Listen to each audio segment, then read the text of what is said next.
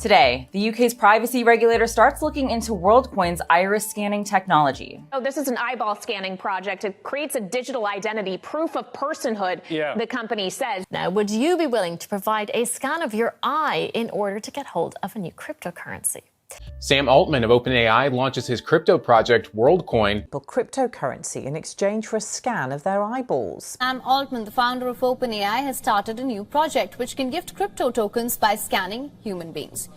Imagine you walk into a hall and see a metallic spherical ball placed on the table.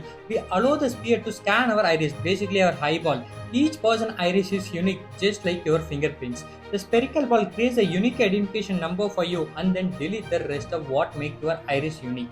It will simply store the identification number. In return for all your efforts to scan your eyeball, you will be rewarded with money. We are not kidding here. This is reality. The Sam Altman, the founder of OpenAI ChatGPT, is also created this sphere or an orb that scans your iris. And the orb is everywhere. As we talk, over 2.2 million people have signed up across the countries, including Britain, France, Japan, Kenya, Germany and India. I just said India. Yes, it's happening in Bangalore. People have been queuing up to get their iris scanned. So if you ask what really happening, well, that introduced the WorldCoin to us. Essentially, Sam Altman appears a bit concerned that his involvement with OpenAI might result in displacement of current employment opportunities. He doesn't want people's income to disappear. He bothered that folks running AI will make money and others won't. Inequality in wealth and income will grow and no one wants that, right? So maybe some form of universal basic income or UBI can fix that. Think of UBI as a free money with no strings attached. You get paid for just living, for existing on the face of the earth. It is not about trading your eyeball to someone else.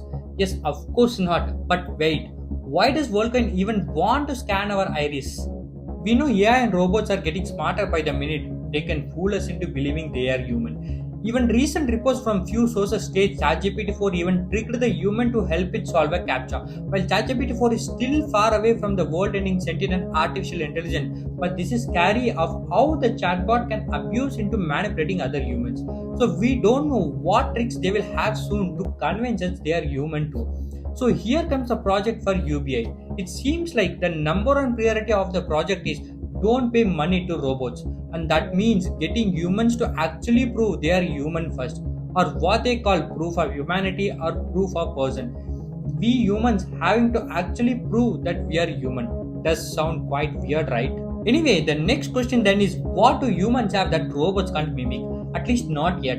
And remember, we also need it to be unique to each human to ensure no problem with duplicate identities. The answer to that is the fingerprint or irises. So like the Aadhaar card uses our fingerprints for biometric verification, WorldCoin decide to rely on irises. Because they simply believe that modifying fingerprints is easy, a cut or two can derail the entire identification process. Also, as you get older or depending on the hard labor you do, the fingerprint can wear off. On the other hand, they claim that the structure of your iris is more stable and hard to modify. Well, let's believe that for now. So yes, scan your iris and get the unique ID. And we don't know if the project catches on. This could be a worldwide authentication method. In a way, maybe like how Microsoft authentication or the Google authentication lets you sign into the different websites. Since this ID already established who is human, it might be able to clamp down on fake social media accounts and even negate the chatbots and prevent scams.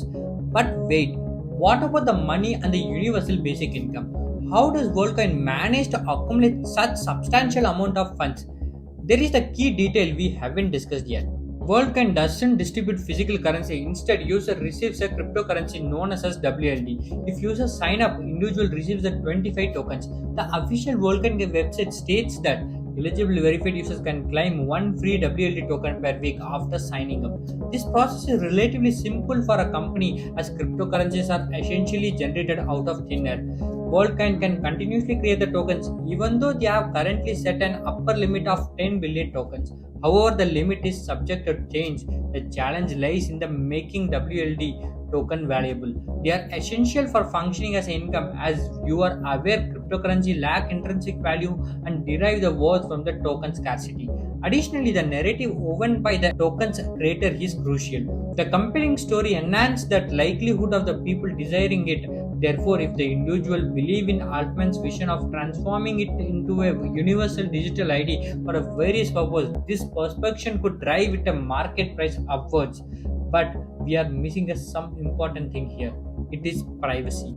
For people who starts to onboard, there is a privacy issue. They are basically trusting a private entity with our uniquely identifiable data.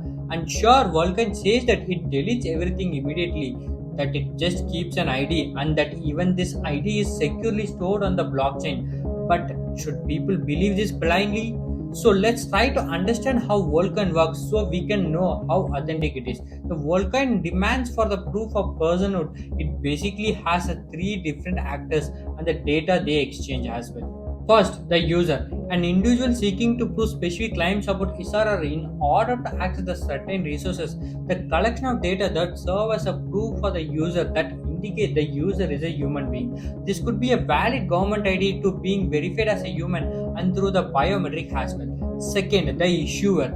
And trusted entity that affirms the certain information about the user and grants them a POP credential which enable the user to prove their claims to others.